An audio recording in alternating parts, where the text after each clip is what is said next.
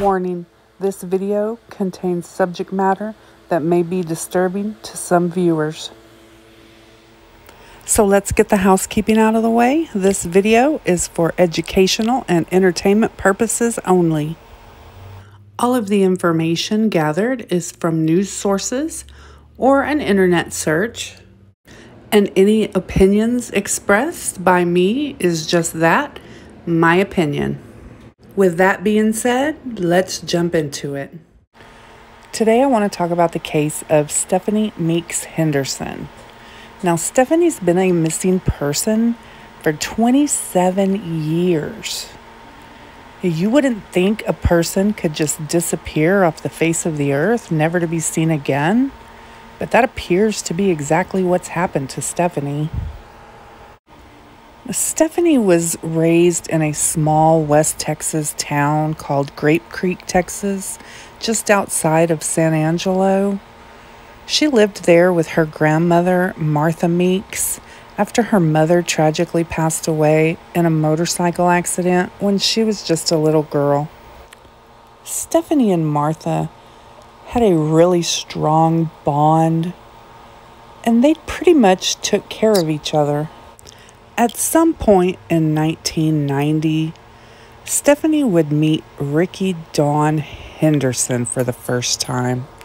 They would eventually get married, and Stephane would move with Ricky Dawn to his home in Levelland, Texas. Levelland, Texas is a small town of about 13,000 people, and it's located about 30 miles outside of Lubbock, Texas. Stephane was just 21 years old when she disappeared from the home she shared with Ricky Dawn. On November 28, 1993, Stephane and Ricky Dawn would have an argument. Stephane would call her grandmother Martha and ask her to come and pick her up from the home. Martha agreed to go pick Stephane up. She left her home near San Angelo and headed up to Levelland.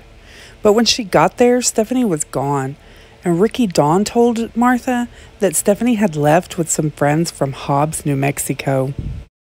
Now, Martha took note of a couple of things, like Stephane had left her only pair of shoes and her purse behind, along with all of her other personal properties. But Martha did know that it wouldn't be totally uncharacteristic of Stephane to leave like that. So Martha would go ahead and leave Levelland and go back to her home in Grape Creek, hoping that she would soon hear something from Stephane. A few weeks later, Martha would receive a letter in the mail, apparently from Stephane, saying that she was in Hobbs, New Mexico with friends and that she was fine.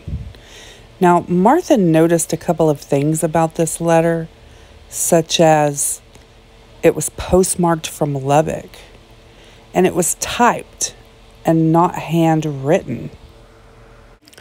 Now, at this point, Martha could no longer ignore her suspicions, so she contacted the Hockley County Sheriff's Office and she filed a missing persons report.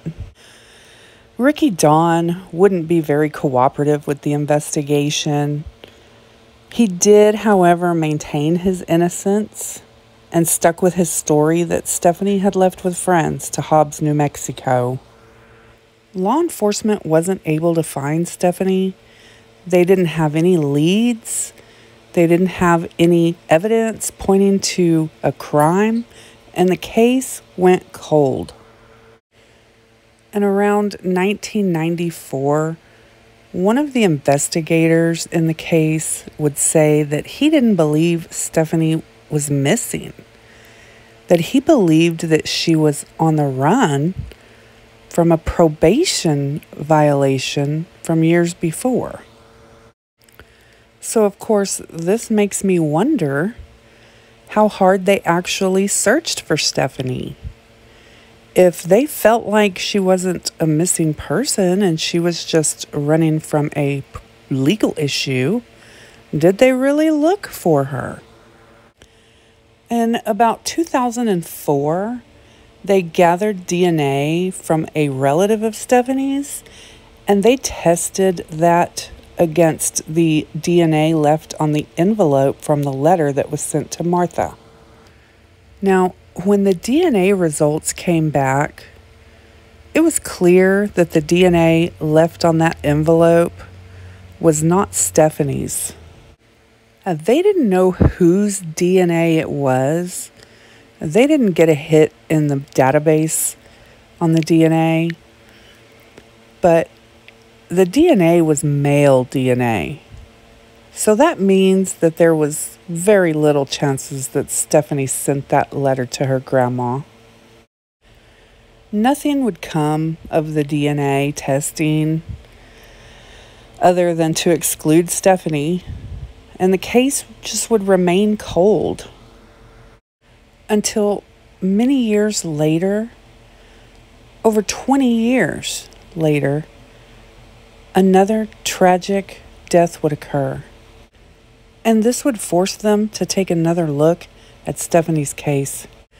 In April of 2018, 20-year-old Jeannie Quinn would also be reported missing out of Levelland, Texas.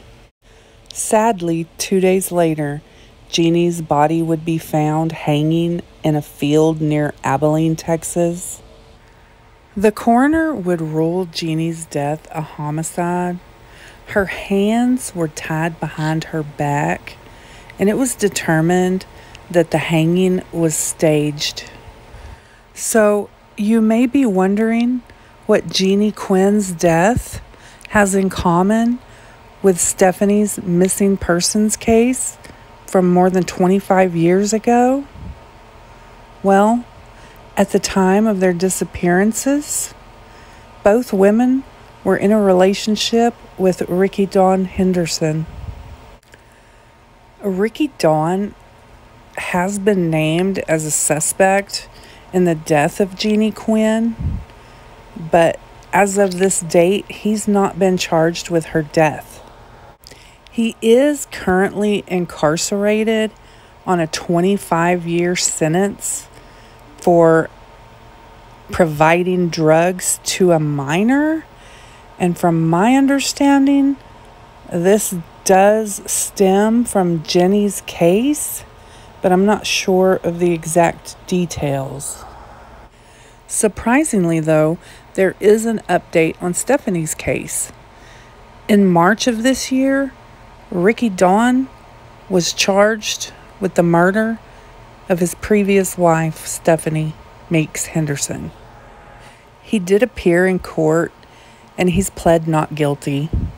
Now, it'll be interesting to see what new evidence has come up to support these charges. Did they take his DNA and it matched the envelope? Did they find some other sort of evidence or a witness? I guess we'll have to wait and see. Stephane's body has still never been found. She's still out there somewhere. And Jeannie Quinn's murder has yet to be solved. If you have any information on either one of these cases, please contact the Hockley County Sheriff's Department. That's going to conclude this episode of True Crime and Mysterious Cases. As always, thank you for joining us, and don't forget to hit those like, subscribe, and notification buttons so that you don't miss any future episodes.